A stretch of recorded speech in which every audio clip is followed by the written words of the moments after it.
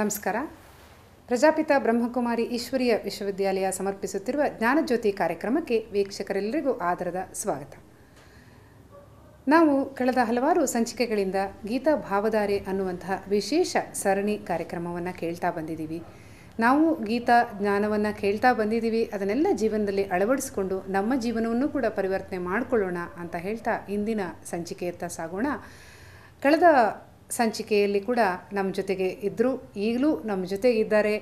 ಗೀತಾ ಜ್ಞಾನದ ಬಗ್ಗೆ ಮತ್ತಷ್ಟು ಸವಿಸ್ತಾರವಾದ ತಿಳುವಳಿಕೆಯನ್ನು ಕೊಡಲಿಕ್ಕೋಸ್ಕರ ಬಂದಿದ್ದಾರೆ ರಾಜಯೋಗಿನಿ BK ವೀಣಾಜಿಯವರು. ಅವರಿಗೆ ನಾನು ತಮ್ಮೆಲ್ಲರ ಪರವಾಗಿ ಈ ಕಾರ್ಯಕ್ರಮಕ್ಕೆ ಸ್ವಾಗತವನ್ನು ಬಯಸ್ತೀನಿ. ನಮಸ್ಕಾರ ವೀಣಕ್ಕ. ಕಳೆದ ಸಂಚಿಕೆಯಲ್ಲಿ ನಾವು ಮಾತಾಡ್ತಾ ಇದ್ವಿ ವೀಣಕ್ಕ, ಯದಾ ಯದಾ ಹಿ ಧರ್ಮಸ್ಯ ಗ್ಲಾನಿರ್ಭವತಿ ಭಾರತ ಅಭ್ಯುತ್ಥಾನಂ ಅಧರ್ಮಸ್ಯ ತದಾತ್ಮಾನಂ ಸೃಜಾಮ್ಯಹಂ ಅಂತ. ಅಂದರೆ ಯಾವಾಗ ಧರ್ಮ ಗ್ಲಾನಿ ಆಗುತ್ತೆ ಆವಾಗ ನಾನು ಬರ್ತೀನಿ ಅಂತ ಹೇಳಿ ಭಗವಂತ ಹೇಳಿದ್ದಾನೆ ಅಂತ. ಆಯಿತು, ಅಕಸ್ಮಾತ್ ಈಗ ನಮಗೆ ಭಗವಂತ ಬಂದರೆ, ನೀವು ಆವಾಗಲೂ ಹೇಳಿದ್ರೆ ಧರ್ಮಗ್ಲಾನಿ ಎಲ್ಲ ರೀತಿಯಲ್ಲೂ ಆಗಿದೆ, ಇವಾಗ ಎಲ್ಲ ಧರ್ಮಗಳ ಗ್ಲಾನಿ ಆಗಿದೆ, ಇದೇ ಸರಿಯಾದ ಸಮಯ ಅಂತ ಹೇಳಿ ನನ್ನ ಮನಸ್ಸಿನಲ್ಲಿ ಇದ್ದಂಥ ಗೊಂದಲಕ್ಕೂ ಕೂಡ ಉತ್ತರವನ್ನು ಕೊಟ್ರಿ. ಅಕಸ್ಮಾತಾಗಿ ಈಗ ಭಗವಂತ ಬಂದರೆ ನಾವು ಅವನನ್ನು ಹೇಗೆ ಗುರುತಿಸೋದು? ಯಾಕೆಂದರೆ ಎಷ್ಟಂದ್ರೂ ನಾವು ಅಲ್ಪರು ಅಂತ ನಾವು ತಿಳ್ಕೊಳ್ತೀವಿ, ಸಾಮಾನ್ಯ ಜನರು. ನಮ್ಗೆ ಹೇಗಪ್ಪ ಗೊತ್ತಾಗುತ್ತೆ ಭಗವಂತ ಬಂದು ದುತ್ ಅಂತ ನಿಂತ್ಕೊಂಡ್ಬಿಟ್ರೆ ನಾವು ಇವನೇ ಭಗವಂತ ಅಂತ ಹೇಗೆ ಗುರುತಿಸೋದು? ಯಾಕೆಂದರೆ ಇವತ್ತು ಕಲಿಯುಗ ನೋಡಿ, ಯಾರು ಯಾವಾಗ ಯಾರಿಗೆ ಮೋಸ ಮಾಡ್ತಾರೆ, ಹೇಗೆ ಬರ್ತಾರೆ ಅನ್ನೋದು ಕೂಡ ಗೊತ್ತಾಗೋದಿಲ್ಲ. ಆದ್ದರಿಂದ ನಾವು ನಿಜವಾದ ಭಗವಂತ ಬಂದರೂ ಕೂಡ ಅವನನ್ನು ನಂಬೋದು ಹೇಗೆ, ಅವನನ್ನು ಗುರುತಿಸೋದು ಹೇಗೆ? ಹೌದು, ನೀವು ಹೇಳಿದ ಹಾಗೆ ಇವತ್ತು ಜನಸಾಮಾನ್ಯರಲ್ಲಿ ಇದೊಂದು ಗೊಂದಲ ಇದೆ. ಹೇಗೊಂದು ಮಾತು ಹೇಳ್ತಾರಲ್ಲ, ನಕಲಿ ಆಭರಣಗಳ ಅಂಗಡಿಯ ಮಧ್ಯದಲ್ಲಿ ಒಂದು ವಜ್ರದ ಅಂಗಡಿ ಇದ್ದರೆ ಅಲ್ಲಿ ವ್ಯಾಪಾರ ಕಡಿಮೆ ಅಂತ. ಯಾಕೆಂದರೆ ಜನಕ್ಕೆ ನಕಲಿ ತುಂಬ ಕಡಿಮೆ ಬೆಲೆಯಲ್ಲಿ ಸಿಗ್ತಿರುವಾಗ ವಜ್ರದ ಬೆಲೆ ತುಂಬ ಕಾಸ್ಟ್ಲಿ ಇರುವಾಗ ಹೌದಾ ಅಲ್ವಾ ಅಂತ ಮತ್ತೆ ಕನ್ಫ್ಯೂಷನ್ ಸ್ಟಾರ್ಟ್ ಆಗುತ್ತೆ ಅಂತ. ಆದರೆ ಖಂಡಿತವಾಗಿಯೂ ಆ ಒಂದು ಪರಿಶೀಲನಾತ್ಮಕ ದೃಷ್ಟಿ ಇರೋವನಿಗೆ ವಜ್ರವನ್ನು ಗುರುತಿಸೋಕ್ಕೆ ಬಂದರೆ ಖಂಡಿತವಾಗಿಯೂ ಅವನು ಅದನ್ನು ಆ ಲಾಭವನ್ನು ಪಡ್ಕೊಳ್ತಾನೆ. ಇವತ್ತಿನ ಸಮಾಜದಲ್ಲಿ ನಾವು ಮುಖ್ಯವಾಗಿ ಪರಮಾತ್ಮ ಅಥವಾ ದೇವರು ಅಥವಾ ಭಗವಂತ ಅವನನ್ನು ನೋಡುವುದು ಹೇಗೆ ಅನ್ನೋದನ್ನು ನಾವು ಅವನು ಬಂದು ನಿಂತರೆ ನಮ್ಮ ಎದುರಿಗೆ, ನನಗೀಗ ಮನಸ್ಸಿನಲ್ಲಿ ಗೊಂದಲವಾಗಿದೆ, ನಾನು ಬಹಳ ಗೊಂದಲದಲ್ಲಿದ್ದೇನೆ, ನನಗೆ ಸುಖ ಸೌಕರ್ಯಗಳಿಂದ ಸಿಗುತ್ತೋ ಅಥವಾ ಇನ್ಯಾವುದರಿಂದ ಸಿಗುತ್ತೆ ನನಗೆ ಸುಖ? ಯಾಕೆಂದರೆ ಈ ಸವಲತ್ತುಗಳು ನಾವೇನು ತಗೊಂಡಿದ್ದೇವೆ, ನಮ್ಮ ಮನೇಲಿ ಎಲ್ಲ ಕಂಫರ್ಟ್ಸ್ ಇದೆ, ಆ ಕಂಫರ್ಟ್ಸಿಂದ ನನಗೆ ನಿಜವಾಗಿ ಆನಂದ ಸಿಗುತ್ತೋ ಅಥವಾ ಆನಂದ ನನ್ನ ಮನಸ್ಥಿತಿಯೋ? ಈ ಗೊಂದಲದಿಂದ ನಾನು ಹೊರ ಬರಬೇಕಾದ್ರೆ ನಿಜವಾದ ಆನಂದದ ಅನುಭವ ಆಗಬೇಕಾದದ್ದು ಅನಿವಾರ್ಯ. ಈ ಕಂಫರ್ಟ್ಸ್ ಏನಿದೆ, ನನ್ನ ಮನಸ್ಥಿತಿ ಚೆನ್ನಾಗಿದ್ದಾಗ ನನಗೆ ಆ ಕಂಫರ್ಟ್ಸ್ ಏನಿದೆ, ವ್ಯವಸ್ಥೆಗಳೇನಿದೆ, ನನಗೆ ಮನಸ್ಸಿನಲ್ಲಿ ಆನಂದವನ್ನು ಕೊಡುತ್ತೆ. ಅಂದರೆ ಮೂಲ ಮನಸ್ಥಿತಿ ಆಯಿತು. ಇದು ನಮಗೆ ಗೊತ್ತಿದ್ರೂ ಕೆಲವೊಮ್ಮೆ ಈ ತರ್ಕ ಫೇಲ್ ಆಗಿಬಿಡುತ್ತೆ. ಯಾಕೆಂದರೆ ಮೂಲವಾದ ಆನಂದದ ಅನುಭವವನ್ನು ನಾವು ಮಾಡಿರೋದಿಲ್ಲ. ಹೇಗೊಂದು ಅನಾಥ ಮಗುವಿಗೆ ತಾಯಿಯ ಪ್ರೀತಿಯ ಬಗ್ಗೆ ಆ ಮಗು PhDಯನ್ನೇ ಮಾಡಿದರೂ ಸಹ ನಿಜವಾದ ತಾಯಿಯ ಪ್ರೀತಿಯ ಆನಂದವನ್ನು ಆ ಮಗು ಅನುಭವಿಸಿರಲ್ಲ. ಯಾಕೆಂದರೆ ತಾಯಿಯ ಪ್ರಾಪ್ತಿ ಆ ಮಗುವಿಗಾಗಿರಲ್ಲ. ಅದೇ ರೀತಿಯಾಗಿ ಭಗವದ್ ಪ್ರಾಪ್ತಿಯ ಬಗ್ಗೆ ಅಥವಾ ಭಗವಂತನನ್ನು ನೋಡುವುದರ ಬಗ್ಗೆ, ನಮ್ಮ ಮನಸ್ಸಿನ ಗೊಂದಲ ನಿವಾರಣೆಯ ಬಗ್ಗೆ ನಾವೇನು ಇಲ್ಲಿಯೂ ಗೊಂದಲದಲ್ಲಿದ್ದೇವೆ. ಮತ್ತು ಅದು ಯಾಕೆಂದರೆ ಸಮಾಜದಲ್ಲಿ ಅನೇಕರು ತನ್ನನ್ನು ತಾನು ಭಗವಂತ ಅಂತ ಹೇಳ್ಕೊಂಡಿರೋದ್ರಿಂದ ಸಮಾಜ ಇವತ್ತೊಂದು ರೀತಿಯ ಭ್ರಮೆಯಲ್ಲಿದೆ. ಭಗವಂತ ಅನ್ನೋದು ಒಂದು ಟೈಟಲ್ ಅನ್ನುವಂಥ ಭ್ರಮೆ ಏನಿದೆ ಇವತ್ತು ಸಮಾಜದಲ್ಲಿ.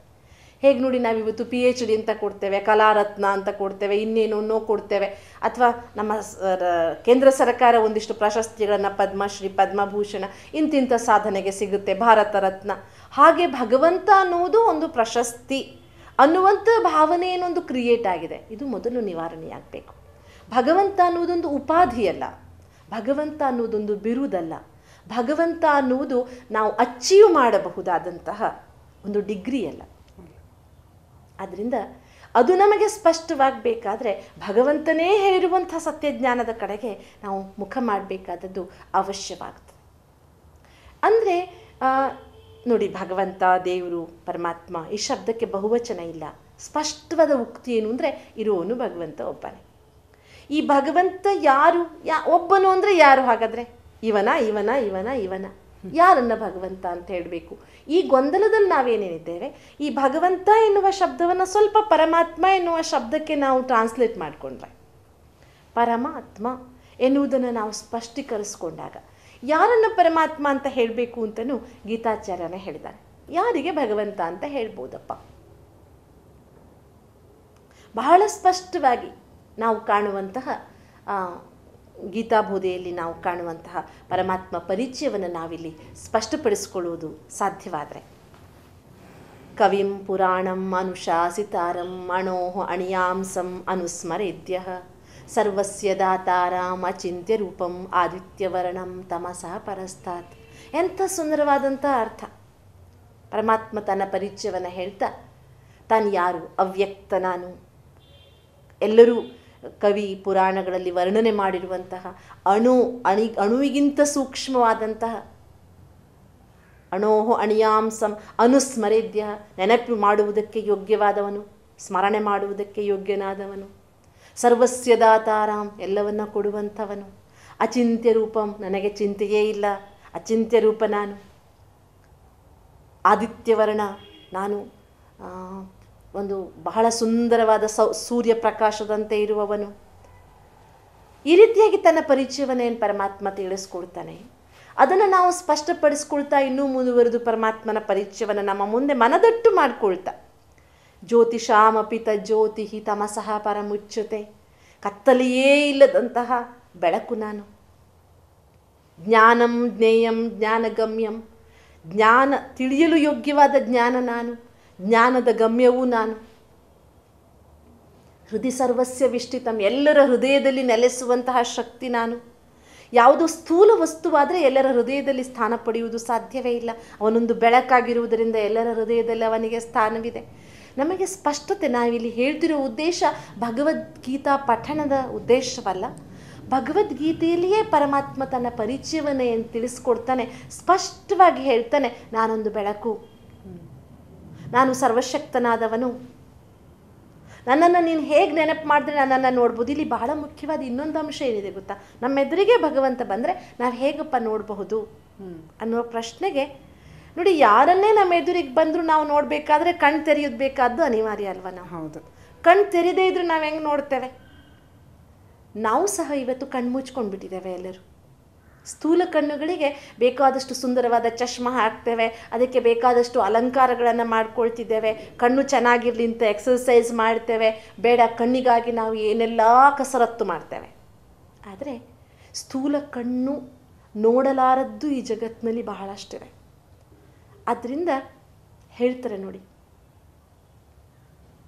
ಮುಖ್ಯವಾಗಿ ನಾವಿವತ್ತು ಮೂರನೆಯ ಕಣ್ಣನ್ನು ಏನು ಮುಚ್ಕೊಂಡು ಬಿಟ್ಟಿದ್ದೇವೆ, ಅಂದರೆ ಆ ಕಣ್ಣಿಗೆ ಭೌತಿಕತೆಯ, ಅತಿ ಭೌತಿಕತೆಯ, ಆಸ್ತಿ ಅಂತಸ್ತುಗಳ, ದೇಹಭಾವದ, ಜಾತಿ ಧರ್ಮದ ಪೊರೆ ಕವಿದಿದೆ. ಅದನ್ನು ಸರಿಸಿದಾಗ, ಅಂದರೆ ನಾವು ಜ್ಞಾನದ ಕಣ್ಣನ್ನು ತೆರೆದುಕೊಂಡಾಗ, ಗೀತಾಚಾರ್ಯ ಸ್ಪಷ್ಟವಾಗಿ ಹೇಳ್ತಾನೆ, ನೀನು ನನ್ನನ್ನು ನೋಡೋಕ್ಕಾಗಲ್ಲ, ನಾನು ನಿನಗೆ ಮೂರನೇ ಕಣ್ಣು ಕೊಡ್ತೇನೆ, ಅದರಿಂದ ನೀನು ನನ್ನನ್ನು ನೋಡ್ಬೋದು. ನ ತು ಮಾಂ ಶಕ್ಯಸೇ ದ್ರಷ್ಟುಂ ಅನೇನ ಏವ ಸ್ವಚಕ್ಷುಷ ದಿವ್ಯಂ ದದಾಮಿತೆ ಚಕ್ಷು ಪಶ್ಯಮೇ ಯೋಗಮೈಶ್ವರಂ. ನನ್ನನ್ನು ಈ ಕಣ್ಣುಗಳಿಂದ ನೀನು ನೋಡೋಕ್ಕಾಗಲ್ಲ, ಮೂರನೆಯ ಒಂದು ದಿವ್ಯವಾದ ಕಣ್ಣನ್ನು ನಾನು ನಿನಗೆ ಕೊಡ್ತೇನೆ. ಅಂದರೆ ಈಗ ನಾವು 3D ಫಿಲಮ್ ನೋಡೋಕ್ಕೆ ಹೋದಾಗ ಒಂದು ಚಶ್ಮಾ ಕೊಡ್ತಾರಲ್ಲ, ಹಾಗೆ ಪರಮಾತ್ಮನು ನಮಗೇನಾದರೂ ಒಂದು ಚಶ್ಮಾ ಕೊಡ್ತಾನ? ಹೇಗೆ ಅವನನ್ನು ನೋಡುವುದು? ಅಲ್ಲ, ಸ್ಥೂಲವಾದದ್ದಲ್ಲ ಇದು. ಜ್ಞಾನದ ಕಣ್ಣನ್ನು ಅವನು ನಮಗೇನು ಕೊಡ್ತಾನೆ ಅಂದರೆ, ಮೊದಲು ನನ್ನನ್ನು ನಾನು ತಿಳಿದುಕೊಂಡಾಗ ಮಾತ್ರ ನಾವು ಭಗವಂತ ನನ್ನ ಎದುರಿಗೆ ಬಂದರೆ ಗುರುತಿಸುವುದು ಸಾಧ್ಯ. ಇಲ್ಲ ಅಂದರೆ ನಾವು ಮತ್ತೆ ತಪ್ಪಿಬಿಡ್ತೇವೆ ದಾರಿಯನ್ನು, ಮತ್ತೆ ನಾವು ಅಲೆದಾಡಿ ಬಿಡ್ತೇವೆ, ಮತ್ತೆ ಭೌತಿಕತೆಯಲ್ಲಿ ಸಿಕ್ಕಾಕ್ಕೊಂಡ್ಬಿಡ್ತೇವೆ. ಆಗ ಪುನಃ ಗೊಂದಲ, ದ್ವಂದ್ವ ಶುರುವಾಗುತ್ತೆ. ಹೌದು, ಈ ಭಗವಂತ ಬಂದರೆ ಗುರುತಿಸೋದು ಹೇಗೆ ಅಂತ ಎಷ್ಟು ಜನರ ಮನಸ್ಸಿನಲ್ಲಿ ಇರುತ್ತೆ. ಏಕೆಂದರೆ ಇವತ್ತು ನೀವು ಹೇಳಿದಾಗೆ ಹಲವಾರು ಜನ ಇದಕ್ಕೋಸ್ಕರ ಒಂದು ಪಾತ್ರವನ್ನೇ ಮಾಡ್ಕೊಂಡ್ಬಿಟ್ಟಿರ್ತಾರೆ. ಅಂದರೆ ಭಗವಂತ ಅನ್ನೋದು ನೀವು ಹೇಳಿದಾಗ ಪ್ರಶಸ್ತಿ ಅಂತ ಏನೋ ಹೇಳಿದ್ರಲ್ಲ, ಅದಕ್ಕಿಂತ ಹೆಚ್ಚಾಗಿ ಇವರು ಪ್ರಶಸ್ತಿಗಿಂತ ಹೆಚ್ಚಾಗಿ ತಿಳ್ಕೊಂಬಿಟ್ಟಿರ್ತಾರೆ. ಅಂದರೆ ತಾವೇ ಭಗವಂತನ ಒಂದು ರೂಪ ಅನ್ನೋ ಥರ ಭ್ರಮೆ ಹುಟ್ಟಿಸೋದು ಜನರಲ್ಲಿ. ಜನರಿಗೂ ಪಾಪ ಗೊಂದಲ, ಯಾರನ್ನು ನಂಬಬೇಕು, ಯಾರನ್ನು ಬಿಡಬೇಕು, ಈ ಥರ ತಾಕಲಾಟಗಳಿರ್ತವೆ. ಹಾಗಾಗಿ ನಾವು ಜ್ಞಾನ ಚಕ್ಷುವಿಂದ ನೋಡಿದಾಗ ಮಾತ್ರ ಭಗವಂತನ ಅನುಭೂತಿ ಅಥವಾ ಅನುಭವ ನಮಗಾಗುತ್ತೆ ಅನ್ನೋದನ್ನು ನೀವು ಇವತ್ತು ಭಾಳ ಸುಂದರವಾಗಿ ತಿಳಿಸ್ಕೊಟ್ಟಿದ್ದೀರಾ. ಮತ್ತು ನನಗೆ ಇಲ್ಲಿ ಇನ್ನೊಂದು ಪ್ರಶ್ನೆ ಕಾಡ್ತಿದೆ. ಈಗ ನಾವು ಸಾಕಷ್ಟು ಗೀತೆಯ ಬಗ್ಗೆ ಮಾತಾಡಬೇಕಾದಾಗ ಅರ್ಜುನ ಯುದ್ಧ ಮಾಡ್ತಾ ಮಾಡ್ತಾ ಶಸ್ತ್ರಾಸ್ತ್ರಗಳನ್ನು ತ್ಯಜಿಸಿಬಿಟ್ಟ, ಅವನು ಹತಾಶನಾದ, ಅವನಿಗೆ ಅದೇ ಏನು ಕಣ್ಣುಗಳೆಲ್ಲ ಇದಾಯಿತು, ಕೈಕಾಲೆಲ್ಲ ಅದ್ರ ಬಿಡ್ತು, ಯುದ್ಧ ಮಾಡಲಿಕ್ಕೆ ಆಗಲಿಲ್ಲ ಅಂತ ಹೇಳಿ ಇದೆಲ್ಲ ವಿವರಣೆಗಳು ಇವೆ. ಆದರೆ ಅವನ ಮನಸ್ಸಿನಲ್ಲಿ ಅಷ್ಟೇ ಇತ್ತ, ಅಥವಾ ಅವನ ಮನಸ್ಸಿನಲ್ಲಿ ಈಗ ಗೀತೆ ಅಷ್ಟು ಗೀತಾಜ್ಞಾನ ಅಷ್ಟುದ್ದ ಬೆಳಿಬೇಕಾದ್ರೆ ಸಾಕಷ್ಟು ಅಲ್ಲಿ ಪ್ರಶ್ನೆ ಮತ್ತು ಉತ್ತರಗಳು ಕೂಡ ಇದ್ದಾವೆ. ನಾವೀಗ ಗೀತೆಯನ್ನು ಓದ್ತಾ ಬಂದಾಗ ಅಲ್ಲಿ ಮಧ್ಯ ಮಧ್ಯೆ ಸಾಕಷ್ಟು ಪ್ರಶ್ನೆಗಳು ಹೇಳ್ತವೆ, ಉತ್ತರಗಳು ಹೊಳಿತವೆ, ನಮಗೆ ಎಲ್ಲ ಬರುತ್ತೆ. ಹಾಗಾಗಿ ಅರ್ಜುನನ ಮನಸ್ಸಿನಲ್ಲಿ ಎದ್ದಿರಬಹುದಾದ ಪ್ರಶ್ನೆಗಳ ಒಂದು ಅಲೆಗಳು ಅದು ಏನು, ಹೇಗಿತ್ತು ಅವನ ಪ್ರಶ್ನೆಗಳು, ಅವನ ಮನಸ್ಸಿನಲ್ಲಿ ಉದ್ಭವಿಸಿದ ಪ್ರಶ್ನೆಗಳು ಯಾವ್ಯಾವುದು? ಯಾಕೆಂದರೆ ಅದು ಸಾಮಾನ್ಯ ಜನರಿಗೂ ಬರುವಂಥದ್ದು. ಇವಾಗ ನೀವು ಆವಾಗಲೇ ಹೇಳಿದ್ರಿ, ನಾವೆಲ್ಲರೂ ಕೂಡ ಒಂದು ಅರ್ಜುನನ ಮನಸ್ಥಿತಿಯನ್ನು ಕೆಲವೊಂದು ಸಂದರ್ಭದಲ್ಲಿ ಹೊಂದಿರ್ತೀವಿ. ಜೀವನವೇ ಹೋರಾಟ, ನಾವೇ ಎಲ್ಲ ಅರ್ಜುನ, ಇಲ್ಲಿ ನಮಗೂ ಗೀತಾಜ್ಞಾನದ ಅವಶ್ಯಕತೆ ಇದೆ ಹಾಗೆ ಅಂತ ಹೇಳಿ ಅಂತ. ಯಾಕೆಂದರೆ ಇದನ್ನು ತಿಳ್ಕೊಬೇಕಾದ್ದು ಬಹಳ ಅವಶ್ಯಕತೆ ಇದೆ.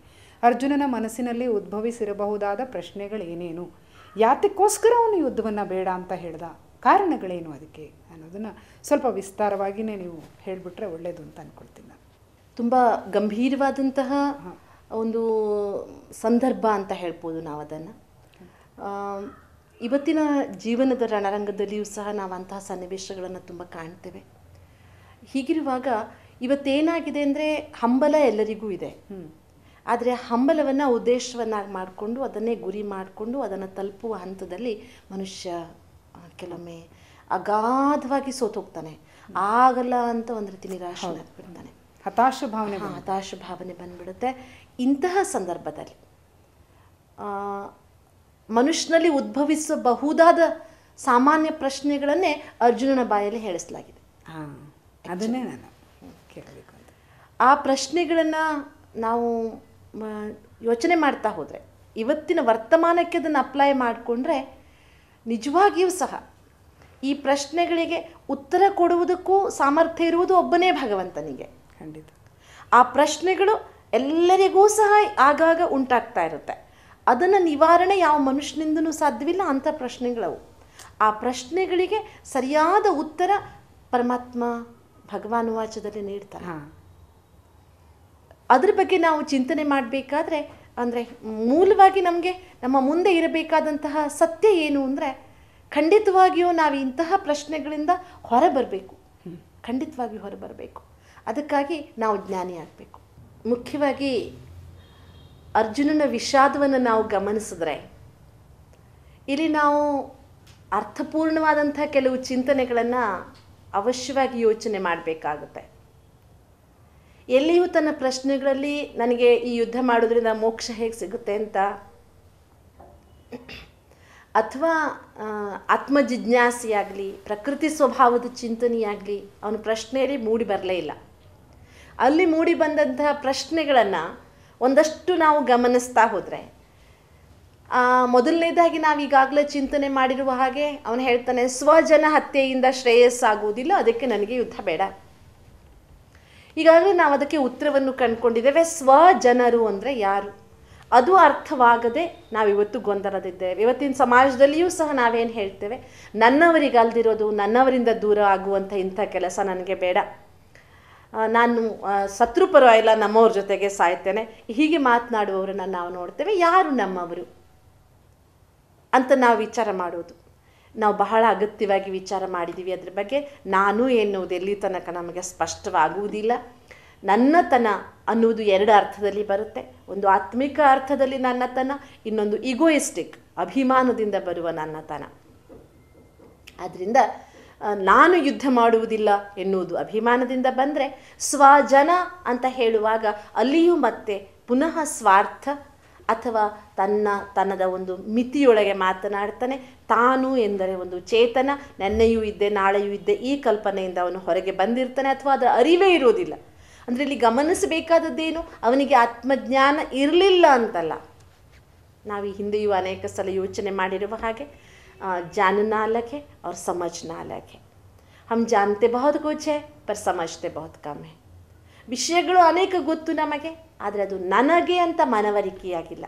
ಹಾಗೆ ಆತ್ಮಜ್ಞಾನದ ಬಗ್ಗೆಯೂ ಕೇಳಿ ಬಲ್ಲೆವು ಸಾಕಷ್ಟು, ಆದರೆ ನಾನೊಂದು ಆತ್ಮ ಎನ್ನುವಂತಹ ಚಿಂತನೆ ಇದೆಯಲ್ಲ, ನಾನು ಆತ್ಮ ನೀವು ಆತ್ಮ ಎನ್ನುವ ಆತ್ಮಭಾವ ಇದು ಇಲ್ಲದೆ ಅರ್ಜುನನಿಗೆ ಈ ಮೊದಲನೆಯ ಪ್ರಶ್ನೆ ಉದ್ಭವಿಸಿತು. ಆಮೇಲೆ ಅವನೇನು ಹೇಳ್ತಾನೆ, ಇವರನ್ನೆಲ್ಲ ಸಾಯಿಸಿ ನಾನು ಬದುಕೇನು ಪ್ರಯೋಜನ ಅಂತ. ನಾನು ಯಾಕೆ ಯುದ್ಧ ಮಾಡಲ್ಲ ಅಂದರೆ ಕಿಂ ಜೀವಿತೇನ, ಇವರೆಲ್ಲ ಸತ್ತ ಮೇಲೆ ನಾನು ಬದುಕೇನು ಮಾಡಬೇಕು ಅಂತ. ಅಂದರೆ ಇವರಿಗೋಸ್ಕರ ನಾವು ಹುಟ್ಟಿ ಬಂದಿದ್ದೇವಾ ಅನ್ನೋದೊಂದು ಪ್ರಶ್ನೆ ಬರುತ್ತೆ ಅಲ್ಲಿ ಮೂಲಭೂತವಾಗಿ. ಹುಟ್ಟುವಾಗ ಇವರೆಲ್ಲ ಇದ್ದಾರೆ ಅದಕ್ಕೆ ನಾನು ಹೋಗ್ತೇನೆ ಅಂತ ಬಂದಿದ್ನ ಇಲ್ಲ ಅಲ್ವಾ. ಅದಕ್ಕೂ ಮೂಲಭೂತವಾಗಿ ಬದುಕು ಯಾರಿಗೋಸ್ಕರ, ನನಗಾಗಿಯೋ ಅಥವಾ ಬೇರೆಯವರಿಗಾಗಿಯೋ, ಇದನ್ನು ಸ್ವಲ್ಪ ವಿಸ್ತಾರವಾಗಿ ನಾವು ವಿಚಾರ ಮಾಡಿದಾಗ ನಾವಾಗಿ ಆರಿಸಿಕೊಂಡು ಈ ಜಗತ್ತಿನಲ್ಲಿ ಹುಟ್ಟಿ ಬರುವುದಕ್ಕಂತೂ ಸಾಧ್ಯವಿಲ್ಲ. ಹಾಗೆ ಹೋಗುವುದು ಸಹ ನಮ್ಮ ಕೈಯಲ್ಲಿಲ್ಲ. ಇದು ಬಹಳ ಮೂಲಭೂತವಾದ ಚಿಂತನೆ, ಎಲ್ಲಿ ತನಕ ಮನುಷ್ಯನಿಗೆ ಅರ್ಥವಾಗುವುದಿಲ್ಲ. ಜೊತೆಗೆ ಇಲ್ಲಿ ಅಗತ್ಯವಾಗಿ ಯುದ್ಧ, ಸಾವು, ಯಾವುದರ ಸಾವು? ಅವನು ಮುಂದೆ ಏನು ಹೇಳ್ತಾನೆ, ನನ್ನವರನ್ನು ನಾನು ಸಾಯಿಸಬೇಕಲ್ಲ. ಇಲ್ಲಿ ನನ್ನವರು ಯಾರು? ನನ್ನವರು ಯಾರು? ಅನ್ಯಾಯವಾಗಿ ಜನರನ್ನು ಹಿಂಸಿಸಿ ಅವರಿಂದ ಕಪ್ಪಗಾಣಿಕೆಗಳನ್ನು, ತೆರಿಗೆಗಳನ್ನು ವಸೂಲು ಮಾಡುತ್ತಿದ್ದಂತಹ ದುರ್ಯೋಧನನ ಪರಿವಾರ ನನ್ನ ಪರಿವಾರವಾ? ಅನ್ಯಾಯವಾಗಿ ಎಲ್ಲರ ಮಧ್ಯೆ ಸೀರೆ ಸೆಳೆದು ಕುಲಸ್ತ್ರೀಯನ್ನು ಅಪಮಾನ ಮಾಡಿದ ಕೈಗಳನ್ನು ಕತ್ತರಿಸುವುದಕ್ಕೆ ನಾನು ಯೋಚನೆ ಮಾಡ್ತಿದ್ದೇನೆ, ಇವನು ನನ್ನವನು ಅಂತ. ಅಂದರೆ ಇಲ್ಲಿ ನಾವು ಏನು ಯೋಚನೆ ಮಾಡ್ತಿದ್ದೇವೆ? ಚಾರಿತ್ರ್ಯದಿಂದ ಇವನು ನನ್ನವನ, ಶೀಲದಿಂದ ಇವನು ನನ್ನವನ, ನಡತೆಯಿಂದ ಇವನು ನನ್ನವನ, ಧರ್ಮದಿಂದ ನನ್ನವನ, ಆಚರಣೆಯಿಂದ ನನ್ನವನ, ಅಥವಾ ಒಂದೇ ನೆಲದಲ್ಲಿ ಹುಟ್ಟಿದ್ದರಿಂದ ನನ್ನವನ, ಒಂದೇ ರಕ್ತ ಹಂಚಿಕೊಂಡು ಹುಟ್ಟಿದ್ದರಿಂದ ನನ್ನವನ. ಈ ನನ್ನ ಎನ್ನುವ ಭಾವನೆ ಯಾವುದರಿಂದ ಬಂತು ನೋಡಿ.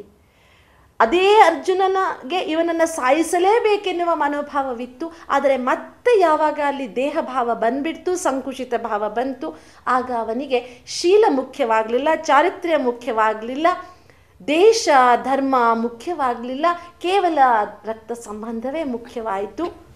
ಅದನ್ನು ಹೋಗಲಾಡಿಸುವುದಕ್ಕೆ ಮತ್ತೆ ಒಂದು ಅಧ್ಯಾಯವೆಲ್ಲ ಆತ್ಮಜ್ಞಾನವನ್ನು ಗೀತಾಚಾರ್ಯ ಹೇಳಿದ. ನೀನು ದೇಹವಲ್ಲ, ನೀನು ದುರ್ಯೋಧನನಿಗೆ ಸೋದರನಾಗುವುದಕ್ಕೆ ಮುಂಚೆಯೂ ಇದ್ದೆ, ಆಗ ಬೇರೊಬ್ಬರಿಗೆ ಸೋದರನಾಗಿದ್ದೆ. ನಾಳೆ ದುರ್ಯೋಧನ ನೀನು ಅಳಿದ ಮೇಲೆಯೂ ಇಬ್ಬರು ಇರ್ತೀರಿ, ಬೇರೆ ಬೇರೆ ಪಾತ್ರಗಳಲ್ಲಿರ್ತೀರಿ. ಇದನ್ನು ಮನವರಿಕೆ ಮಾಡಿಕೊಟ್ಟಾಗ ಅವನೊಳಗಿನ ಆ ಒಂದು ದೇಹ ಭಾವ ಕಡಿಮೆಯಾಯಿತು. ಇದು ಒಂದು ವಾಸ್ತವ ಸತ್ಯ. ಇವತ್ತು ನಾವು ಇವತ್ತಿನ ಜಗತ್ತಿನಲ್ಲಿ ಏನು ನೋಡ್ತಿದ್ದೇವೆ, ನಮ್ಮ ಕಣ್ಣೆದುರಿಗೆ ನಡೀತಾ ಇದೆ. ಯಾರದೋ ಅನ್ನ ಕಿತ್ತು ತನ್ನವರಿಗೆ ಅನ್ನ ಉಣಿಸುವ ಪ್ರವೃತ್ತಿ ಏನಿದೆ. ತನ್ನವರು ಮಾತ್ರ ಚಿನ್ನದ ಚಮಚದಲ್ಲಿ ಊಟ ಮಾಡಬೇಕು, ಬೇರೆಯವರಿಗೆ ಉಣ್ಣುವುದಕ್ಕೆ 3 ತುತ್ತು ಅನ್ನ ಇಲ್ಲದಿದ್ದರೂ ಪರವಾಗಿಲ್ಲ. ನಾವಿಲ್ಲಿ ಏನು ಮಾಡ್ತೇವೆ ಗೊತ್ತಾ? ನೆರೆಮನೆಯವರ ದುಃಖಕ್ಕೆ ಅಳುವವರ ಮೆಚ್ಚ ನಮ್ಮ ಕೂಡಲ ಸಂಗಮ ದೇವ ಅಂತ ಅಪ್ಲೈ ಮಾಡಿಬಿಡ್ತೇವೆ. ಅವ್ರು ಅಳ್ತಾ ಇದ್ರು, ನೀನು ಚಿಂತೆ ಮಾಡಬೇಡ ಅಂದಿದ್ದಾನೆ ಕೂಡಲ ಸಂಗಮ ದೇವ ಅಂತ. ಹೇಗೆ ನಾವು ಹೊರಟಿದ್ದೇವೆ ನಮ್ಮ ಚಿಂತನೆಯ ಧಾಟಿ? ಅದು ಕಟ್ಟಾಗಬೇಕು. ನಾವು ಎನ್ನುವ ಸಮಷ್ಟಿ ಭಾವ ನಮ್ಮಲ್ಲಿ ಬರಬೇಕಾದ್ರೆ ನಾನು ಎನ್ನುವುದು ಮೊದಲು ಸ್ಪಷ್ಟವಾಗಬೇಕು. ದೇಹದಿಂದ ನನ್ನ ಐಡೆಂಟಿಟಿ ಅಲ್ಲ, ಪಾತ್ರದಿಂದ ನನ್ನ ಐಡೆಂಟಿಟಿ ಅಲ್ಲ. ದೇಹವಿಲ್ಲದೆ ಪಾತ್ರವಿಲ್ಲದೆಯೂ ನಾನಿರ್ತೇನೆ, ನನಗೊಂದು ಅಸ್ತಿತ್ವವಿದೆ ಎನ್ನುವ ಸ್ಪಷ್ಟತೆ ಗೀತೆಯಲ್ಲಿ ಏನಿದೆ. ನಾನೊಂದು ಚೈತನ, ನಾನೊಂದು ಅವಿಭಾಜ್ಯವಾದ ಶಕ್ತಿ, ನಾನೊಂದು ಅವಿನಾಶಿಯಾದ ಶಕ್ತಿ. ಈ ಮೂಲಕವಾಗಿ ನಿನ್ನ ಬದುಕಿಗೆ ನಿನ್ನೆಯೂ ಅರ್ಥ ಇದೆ, ಇವತ್ತೂ ಅರ್ಥ ಇದೆ, ನಾಳೆಯೂ ಅರ್ಥ ಇದೆ. ಯಾರು ಹೋದರೂ ಯಾರೂ ಹೋಗುವುದಿಲ್ಲ. ನಮಗಿದು ಭಾರಿ ಕನ್ಫ್ಯೂಸ್ ಅನಿಸುತ್ತೆ. ಎಲ್ಲರೂ ಸತ್ತಿದ್ದಾರೆ, ನೆಪ ಮಾತ್ರಕ್ಕೆ ನೀನು ಬಾಣ ಹೂಡು ಅಂತ ಹೇಳ್ದ ಅವನು. ಹಾಗಾದರೆ ಸತ್ತವ್ರನ್ನ ಸಾಯಿಸೋಕ್ಕೋಸ್ಕರ ಅಷ್ಟು ದೊಡ್ಡ ಯುದ್ಧ ಮಾಡಬೇಕಾಗಿತ್ತಾ? ಅಲ್ಲ, ಹಾಗಲ್ಲ. ಎಲ್ಲರೂ ಸತ್ತಿದ್ದಾರೆ ಅಂದರೆ ಆಲ್ರೆಡಿ ಈಗಾಗಲೇ ದೇಹ ಭಾವದಲ್ಲಿ ಬಂದ್ಬಿಟ್ಟಿದ್ದಾರೆ. ಶವದ ಅಭಿಮಾನ ಎಷ್ಟು ಹೆಚ್ಚಾಗಿದೆ ಅವರಿಗೆ ಅಂದರೆ ಅವರಿಗೆ ಅಲ್ಲಿ ನಿಜವಾದ ಆತ್ಮದ ಅಭಿಮಾನವೇ ಇಲ್ಲ. ಆಲ್ರೆಡಿ ಶವದ ಭಾವದಲ್ಲಿ ಸಿಕ್ಕಾಕ್ಕೊಂಡವ್ರನ್ನ ಶವ ಮಾಡುವುದೇನು ದೊಡ್ಡ ಕೆಲಸವಲ್ಲ ಅಂತ ಧ್ವನಿಸ್ತದೆ ಅಲ್ಲಿ. ಅಂದರೆ ಶವಭಾವ, ಸಾಯುವುದು ಅಂದರೆ ಇವತ್ತು ಸಮಾಜದಲ್ಲಿಯೂ ನಾವು ಈ ರೀತಿ ಸತ್ತು ಬದುಕ್ತಾ ಇರೋರನ್ನ ಭಾಳ ಜನರನ್ನ ನೋಡ್ತೇವೆ. ಆದ್ದರಿಂದ ಈ ಪ್ರಶ್ನೆಯಿಂದ ಇವರೆಲ್ಲ ಹೋದ ಮೇಲೆ ನಾನು ಬದುಕಿ ಏನು ಮಾಡಬೇಕು ಅಂತ ನಾವು ಪ್ರಶ್ನೆ ಮಾಡುವಾಗ ಯೋಚನೆ ಮಾಡಬೇಕಾಗಿರೋದೇನು ಅಂದರೆ, ಬದುಕು ನನ್ನದು, ಯಾರಿಲ್ಲದೆಯೂ ನಾನು ಬದುಕಬಲ್ಲೆ, ಯಾರಿದ್ದಾರೆ ಅಂತ ನಾನು ಪಾತ್ರ ಮಾಡುವುದಕ್ಕೆ ಬಂದಿಲ್ಲ. ಒಂದು ಸಣ್ಣ ಉದಾಹರಣೆ ತೆಗೆದುಕೊಳ್ಳಿ. ಒಂದು ನಾಟಕದಲ್ಲಿಯೋ ಸಿನಿಮಾದಲ್ಲಿಯೋ ಒಬ್ಬ ಹೀರೋ ಪಾತ್ರ ಮಾಡ್ತಿರ್ತಾನೆ. ಅವನ ತಾಯಿ ಸತ್ತು ಹೋಗ್ತಾಳೆ. ಅವನು ಆಗ ಹತ್ತು ಎದುರಿಗೆ ಕೂತ್ಕೊಂಡವ್ರಿಗೆ ತಾನು ಗ್ಲಿಸರಿನ್ ಹಚ್ಕೊಂಡು ಆಡ್ತಾನೆ. ಎದುರಿಗೆ ಕೂತ್ಕೊಂಡವ್ರಿಗೆ ನಿಜವಾಗಿ ಕಣ್ಣಲ್ಲಿ ನೀರು ತರಿಸಿ ಬಿಡ್ತಾನೆ. ಅಂತಹ ಪಾತ್ರಕ್ಕೆ ನಾವು ಶಹಬಾಸ್ ಗಿರಿ ಕೊಡ್ತೇವೆ, 10 ಸಲ ನೋಡ್ತೇವೆ, ಚಪ್ಪಾಳೆ ತಡ್ತೇವೆ ಅಲ್ವಾ? ಅದು ಅವನು ತನ್ನ ಪಾತ್ರವನ್ನು ತಾಯಿ ಸತ್ಲು ಅಂತ ಎದ್ದು ಓಡೋಗ್ಲಿಲ್ಲ. ಅವನು ಪಾತ್ರ ಬಿಟ್ಟು ತಾಯಿ ಸತ್ತಿದ್ದನ್ನು ಎಂಥ ಮನ ಮುಟ್ಟುವ ಹಾಗೆ ಅಭಿನಯಿಸಿ ತೋರಿಸಿದ್ನಲ್ಲ. ನಮ್ಮ ಜೀವನದಲ್ಲಿಯೂ ಸಹ ಯಾರಿಲ್ಲದೆಯೂ ನಮ್ಮ ಬದುಕನ್ನು ನಾವು ಕಟ್ಟಬಲ್ಲೆವು, ಗುರಿಯನ್ನು ಮುಟ್ಟಬಲ್ಲೆವು. ಯಾಕೆಂದರೆ ಜೀವನ ದೇವರು ಕೊಟ್ಟ ಕಾಣಿಕೆ. ಈ ಮನವರಿಕೆ ಕಿಂ ಜೀವಿತೇನ, ಈ ಪ್ರಶ್ನೆಗೆ ಅರ್ಥ ಬಂದು ಹೋಗುವುದು ನಮ್ಮ ಕೈಯಲ್ಲಿಲ್ಲ, ಬದುಕುವುದು ಮಾತ್ರ ನಮ್ಮ ಕೈಯಲ್ಲಿದೆ. ಈ ಅರ್ಥವನ್ನು ನಾವು ಯಾವಾಗ ಅರ್ಥ ಮಾಡ್ಕೊಳ್ತೇವೆ ನೋಡಿ, ಇದು ಮೊದಲನೆಯ ಪ್ರಶ್ನೆ. ಈ ಅನೇಕ ಪ್ರಶ್ನೆಗಳು ನಮಗೂ ಸಹ ಬರುತ್ತಿದ್ದು. ಅರ್ಜುನನ ಪ್ರಶ್ನೆ ಅಲ್ಲ, ನಮ್ಮದು ಪ್ರಶ್ನೆ. ಏನು ಮಾಡೋದ್ರಿ, ನಾನು ಇಷ್ಟೆಲ್ಲ ಓದಿದ್ದೆ, 1 ಲಕ್ಷ ರೂಪಾಯಿ ಸಂಬಳ ಸಿಗ್ತದೆ ಅಂತ ತಿಳ್ಕೊಂಡಿದ್ದೆ. ಅಷ್ಟು ಸಂಬಳ ಸಿಗದಿದ್ದ ಮೇಲೆ ಇಷ್ಟೆಲ್ಲ ಕಷ್ಟಪಟ್ಟು ಓದಿ ಏನು ಪ್ರಯೋಜನ? ಅದಕ್ಕಾಗಿ ಅಷ್ಟು ಒಳ್ಳೆ ನೌಕರಿ ಸಿಗಲ್ಲ ಅಂದರೆ ಜೀವನನೇ ಬೇಡ, ಹೋಗಿ ಹಾರಿಬಿಡೋಣ ಕನ್ನಂಬಾಡಿ ಕಟ್ಟೆಗೆ ಅಂತ ಅನ್ನುವವರು ಎಷ್ಟೋ ಜನ ಇವತ್ತಿನ ರಿಸೆಷನ್ ಕಾಲದಲ್ಲಿ ನೌಕರಿ ಕಳೆದುಕೊಂಡ ಅದೆಷ್ಟೋ ಜನಕ್ಕೆ ಈ ರೀತಿಯ ಮನಸ್ಥಿತಿ ಬರ್ತದೆ. ಯಾಕೆ? ನಿಮ್ಮ ಜೀವನವನ್ನು 1 ಲಕ್ಷ ರೂಪಾಯಿಗಷ್ಟೇ ಬೆಲೆ ಕಟ್ಟುವುದಾ? ಜೀವನಕ್ಕಷ್ಟೇ ಅರ್ಥವಾ? ಕೇವಲ ದುಡ್ಡಿಗಾಗಿ ಜೀವನವಾ? ದುಡ್ಡಿನಿಂದ ಜೀವನ ಅಳಿಯಕ್ಕೆ ಸಾಧ್ಯವಾ? ಯಾಕೆ ಒಂದು ಗಳಿಗೆ ಯೋಚನೆ ಮಾಡಬಾರದು ನಾವು? ಜೀವನಕ್ಕೆ ಇಂತಿಷ್ಟೇ, ಹೀಗೆ, ಇವರೊಂದಿಗೆ ಅಂತ ಅರ್ಥ ಕಟ್ಟುವುದಕ್ಕೆ ಸಾಧ್ಯವಿಲ್ಲ. ಅನವರತವಾಗಿ ಗುರಿ ಮುಟ್ಟುವ ತನಕ ಹರಿಯುವ ನದಿಯ ಧಾರೆಯ ಹಾಗೆ ಅದೆಷ್ಟೇ ಎಡರು ತೊಡರುಗಳು ಬಂದರೂ ಸಹ ಜಿಗಿದು ಜೋಗ ಜಲಪಾತವನ್ನೇ ಸೃಷ್ಟಿಸಿಯಾದರೂ ಸಮುದ್ರ ತಲುಪುವಂತಹ ಆ ದಿಟ್ಟ ನಿಲುವು, ಪ್ರಕೃತಿಯಲ್ಲಿರುವ ಆ ಗುಣ ನಮಗಿವತ್ತು ಮೈಗೂಡಬೇಕಾದರೆ ಆ ಪ್ರಕೃತಿಯ ಮೂಲ ತತ್ವವಾದಂತಹ ಚೇತನ ನಮ್ಮಲ್ಲಿಯೂ ಸಹ ಬರಬೇಕಾಗಿದೆ. ಆ ಚೇತನವೇ ನಾನು ಎನ್ನುವ ಪ್ರಜ್ಞೆ ಒಡಮೂಡಬೇಕಾಗಿದೆ ಅನ್ನುವುದನ್ನು ಗೀತೆಯುದ್ದಕ್ಕೂ ಗೀತಾಚಾರ್ಯ ಮನಗಾಣಿಸ್ತಾ ಹೋಗ್ತಾನೆ ನಮಗೆ ಅಲ್ವಾ? ಖಂಡಿತವಾಗಿಯೂ ಸಹ ಇದು 1, 2, 3ನೆಯ ಪ್ರಶ್ನೆಗೆ ಕ್ರಮವಾಗಿ ನಮಗೆ ಸ್ಪಷ್ಟತೆ ಬರ್ತಾ ಹೋಗ್ತದೆ. ಮುಂದೆ ಪ್ರಶ್ನೆ ಏನು ಬರುತ್ತೆ? ನಾವಿಲ್ಲಿ ಪ್ರಶ್ನೆ ತೆಗೆದುಕೊಂಡು ಅದರ ಉತ್ತರದ ಕಡೆಗೆ ಮನಸ್ಸು ಮಾಡಿಬಿಟ್ವಿ. ಇನ್ನೂ ಪ್ರಶ್ನೆನ ನಾವು ಗಮನಿಸಿದ್ರೆ, ನಾನು ಈ ಯುದ್ಧ ಮಾಡುವುದು ಲೋಭ ಆಗಿಬಿಡುತ್ತೇನೋ ಅಂತ ಅನಿಸುತ್ತೆ ಅವನಿಗೆ. ಮತ್ತು ನನಗೆ ಈ ಭೋಗ ಭಾಗ್ಯ ಐಶ್ವರ್ಯಗಳೇನು ಬೇಡ ಎನ್ನುವಂತಹ ಪ್ರಶ್ನೆ ಬರುತ್ತೆ. ನಿಮಗೆ ವಿಚಿತ್ರ ಅನ್ಸಲ್ವಾ? ಈ ಭೋಗ ಭಾಗ್ಯ ಐಶ್ವರ್ಯ ಎಲ್ಲ ಬೇಡ ಅಂತಂದರೆ ಅವರು ಮತ್ತೆ ಯಾಕೆ ಜೂಜಿನ ಮೇಲೆ ಜೂಜಾಡಿದರು? ಮೊದಲು ವಿಚಿತ್ರ ಅನ್ಸಲ್ವಾ? ದ್ವಂದ್ವ ಅನ್ಸಲ್ವಾ? ಮೊದಲು ಬೇಕು ಅಂತ ಅದಕ್ಕಾಗಿ ಹಸ್ತಿನಾಪುರವನ್ನು 2 ಮಾಡಿ ಇಂದ್ರಪ್ರಸ್ಥ ಮಾಡಿ ಆಯಿತು. ಮತ್ತೆ ಇದು ಎಲ್ಲ ಯಾಕೆ ಬೇಕಿತ್ತು ಅನ್ನುವ ಪ್ರಶ್ನೆ ಯಾಕೆ ಹೇಳಿ? ಆಂತರಿಕವಾಗಿ ಮನುಷ್ಯ ಬಲಹೀನನಾದಾಗ, ಆತ್ಮಶಕ್ತಿ ಕಳೆಗುಂದಿದಾಗ, ದೈಹಿಕವಾಗಿ ಎಷ್ಟೇ ಪೌರುಷ ಇದ್ದರೂ ಸಹ ಆ ಪೌರುಷ ಅಲ್ಲಿ ಕೆಲಸಕ್ಕೆ ಬರದೆ ಅವನು ನಿರ್ವೀರ್ಯನಾಗಿ ಬಿಡ್ತಾನೆ. ನೋಡಿ, ಖಂಡಿತವಾಗಿಯೂ ಸಹ ಕೇವಲ ಹಟ್ಟ ಇದ್ದರೆ ಪ್ರಯೋಜನ ಇಲ್ಲ. ಅದಕ್ಕೆ ಹೇಳ್ತಾರೆ ಮನೋಬಲಂ ಬಲಂ ಬಲಂ. ದೇಹ ಬೆಳೆಸುವುದರ ಜೊತೆಗೆ ಬುದ್ಧಿಯನ್ನು ಬೆಳೆಸಬೇಕು. ಇದನ್ನು ನಾವು ಗಮನದಲ್ಲಿ ಇಟ್ಕೊಳ್ಬೇಕಾದಂತಹ ಅನಿವಾರ್ಯತೆ. ಆದರೆ ಇದಕ್ಕೆ ಅತಿ ಉತ್ತಮವಾದ ಉತ್ತರ ಗೀತಾಚಾರ್ಯ ಬೇರೆ ಹೇಳ್ತಾ ಹೋಗ್ತಾನೆ. ಭೋಗಭಾಗ್ಯ ಬೇಡ ನನಗೆ, ಯುದ್ಧ ಮಾಡುವುದರಿಂದ ನಮ್ಮ ಕುಲಸ್ತ್ರೀಯರು ದಾರಿ ತಪ್ಪುತ್ತಾರೆ, ಹಾಳಾಗ್ತದೆ, ಅಥವಾ ಕುಲಧರ್ಮ ನಾಶವಾಗ್ತದೆ, ಆಮೇಲೆ ವರ್ಣಸಂಕರವಾಗ್ತದೆ, ಜಗತ್ತು ನರಕವಾಗಿ ಬಿಡ್ತದೆ. ಇಂತಹ 10 ಹಲವಾರು ಪ್ರಶ್ನೆಗಳೇ ನನ್ನ ಅರ್ಜುನನ ಮನಸ್ಸಿನಲ್ಲಿ ಹುಟ್ಟುತ್ತದೆ.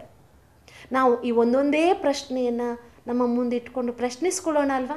ಈ ಪ್ರಶ್ನೆ ನಮಗೂ ಉಂಟಾಗುತ್ತಾ? ಅದಕ್ಕೆ ನಾವು ಯಾವ ರೀತಿಯಾಗಿ ಬಲಿಯಾಗ್ತೇವೆ? ಅದರ ಪರಿಣಾಮ ಏನಾಗುತ್ತೆ? ಹಾಗಾದರೆ ಅದಕ್ಕೆ ಪರಿಹಾರವೇನು? ಖಂಡಿತವಾಗಿಯೂ ಈ ದಿಶೆಯಲ್ಲಿ ನಾವು ಚಿಂತನೆ ಮಾಡ್ತಾ ಹೋದರೆ ನಿಜವಾಗಿಯೂ ಗೀತಾಜ್ಞಾನ ನಮ್ಮ ಜೀವನದಲ್ಲಿ ಸುಂದರವಾದ ಸಂಜೀವಿನಿಯನ್ನೇ ಸೃಷ್ಟಿಸಿಬಿಡುತ್ತೆ. ಏನಂತೀರಾ? ನಿಜವಾಗ್ಲೂ ವೀಣಕ್ಕ, ಸಣ್ಣ ಪುಟ್ಟ ಕಾರಣಗಳಿಗೋಸ್ಕರ ಜೀವನದಲ್ಲಿ ಒಂದು ಹತಾಶ ಭಾವನೆಯನ್ನು ಹೊಂದಿ ಆತ್ಮಹತ್ಯೆವರೆಗೂ ಸುಳಿಯುವಂಥ ಯೋಚನೆ ಇರುವಂಥವ್ರು ಸಾಕಷ್ಟು ಜನ ಇದ್ದಾರೆ, ನಮ್ಮ ಸುತ್ತಮುತ್ತಲದಲ್ಲೇ ಇದ್ದಾರೆ. ಅಂಥವರಿಗೆ ನಾನಿದೊಂದು ಒಳ್ಳೆಯ ಸಂದೇಶ ಅಂತ ತಿಳ್ಕೊತೀನಿ. ಏಕೆಂದರೆ ಬದುಕು ಭಗವಂತ ಕೊಟ್ಟಿದ್ದು, ಅದನ್ನು ನೀವು ಸಾರ್ಥಕಪಡಿಸ್ಕೊಂಡು 4 ಜನರಿಗೆ ಉಪಕಾರ ಆಗುವಂಥ ಬಾಳಿ ಯಾರು ಬೇಡ ಅಂತಾರೆ ಅಲ್ವಾ? ನೀವು ಹೇಳ್ದಂಗೆ ಕೇವಲ ಹಣಕ್ಕೋಸ್ಕರನಾಗಲಿ ಅಥವಾ ಇನ್ಯಾವುದೋ ಒಂದು ಗುರಿಗೋಸ್ಕರನಾಗಲಿ ಅಲ್ಲ ನಮ್ಮ ಜೀವನ. ಅದನ್ನು ಸಾರ್ಥಕಪಡಿಸ್ಕೊಳ್ಳೋಣ, ಬೇರೆಯವ್ರಿಗೆ ಉಪಯೋಗ ಆಗೋ ರೀತಿಯಲ್ಲಿ ನಾವು ಬದುಕೋಣ. ಆ ಬದುಕು ನಮ್ಮದು, ಅದನ್ನು ಚಂದವಾಗಿಸ್ಕೊಳ್ಳೋಣ. ಮೊದಲು ನಾವು ಇರೋದರಲ್ಲಿ ಸಂತೋಷ ಪಟ್ಕೊಂಡು ಬೇರೆಯವ್ರಿಗೆ 4 ದಿವಸ ಸಂತೋಷ ಹಂಚೋ ಅಷ್ಟಾದರೆ ಅದಕ್ಕಿಂತ ಇನ್ನೇನು ಬೇಕಿಲ್ಲ ಅಂಥೇಳಿ ನಾನು ಕೂಡ ತಿಳ್ಕೊಳ್ತೀನಿ. ಹೀಗೆ ಸಾಕಷ್ಟು ವಿಷಯವನ್ನು ನೀವು ತಿಳಿಸ್ಕೊಟ್ಟಿದ್ದೀರಿ, ಅದಕ್ಕೆ ನಿಮಗೆ ಧನ್ಯವಾದಗಳನ್ನು ತಿಳಿಸ್ತಾ ಇದ್ದೀನಿ. ವೀಕ್ಷಕರೇ, ಗೀತಾ ಜ್ಞಾನ ಅಂತ ಅನ್ನೋದು ಒಂದು ಸಾಗರ ಇದ್ದ ಹಾಗೆ. ಒಳಗೆ ಹೋಗ್ತಾ ಹೋಗ್ತಾ ಹೋಗ್ತಾ ತಾನೇ ನಮಗೆ ಅದರಲ್ಲಿ ಮುತ್ತು ರತ್ನ ಹವಳ ಎಲ್ಲ ಸಿಕ್ಕೋದು. ಹಾಗೆಯೇ ಇದು ಅಗಾಧವಾದದ್ದು, ಇದು ಇಷ್ಟಕ್ಕೆ ಮುಗಿಯುವಂಥದ್ದಲ್ಲ, ಮುಂದುವರಿತಾನೇ ಇರುತ್ತೆ. ಮುಂದಿನ ಸಂಚಿಕೆಯಲ್ಲಿ ಮತ್ತೆ ಸಾಕಷ್ಟು ವಿಷಯಗಳನ್ನು ಇದ್ರ ಬಗ್ಗೆ ತಿಳ್ಕೊಳ್ಳೋಣ ಅಂತ ಹೇಳ್ತಾ ಇಂದಿನ ಸಂಚಿಕೆಗೆ ಮುಕ್ತಾಯವನ್ನು ಮಾಡ್ತಾ ಇದ್ದೀವಿ. ಅಲ್ಲಿಯವರೆಗೂ ನಮಸ್ಕಾರ.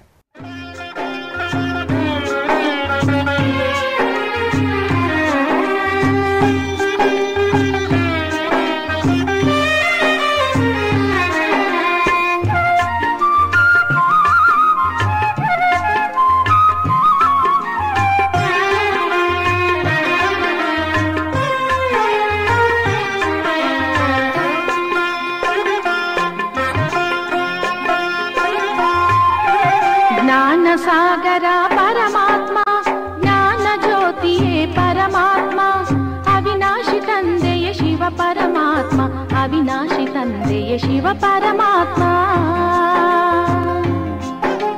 ಜ್ಞಾನ ಸಾಗರ ಪರಮಾತ್ಮ, ಜ್ಞಾನ ಜ್ಯೋತಿಯೇ ಪರಮಾತ್ಮ, ಅವಿನಾಶಿ ತಂದೆಯ ಶಿವ ಪರಮಾತ್ಮ, ಅವಿನಾಶಿ ತಂದೆಯ ಶಿವ ಪರಮಾತ್ಮ.